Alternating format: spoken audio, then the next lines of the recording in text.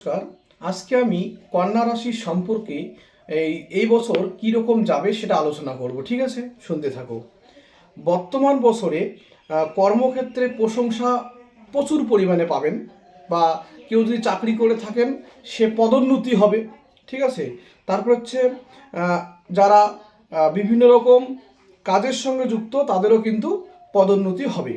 এছাড়া হবে হচ্ছে উচ্চশিক্ষা, যারা শিক্ষিত তারা যে আরও উচ্চশিক্ষা লাভ করার জন্য যায় সেখানে তাদের উন্নতি হবে।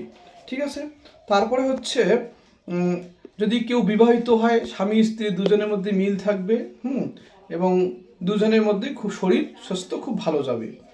এবং কারো যদি পারিবারিক সম্পত্তি নিয়ে ঝামেলা হয় সেই ঝামেলা এবার মিটে যাবে। এছাড়া কন্যা রাশির লটারিতে একটা পাওয়ার সম্ভাবনা রয়েছে। ঠিক আছে, কন্যা রাশির এবছরের শুভ দিন হচ্ছে বৃহস্পতিবার ও শুক্রবার। ঠিক আছে, ধন্যবাদ।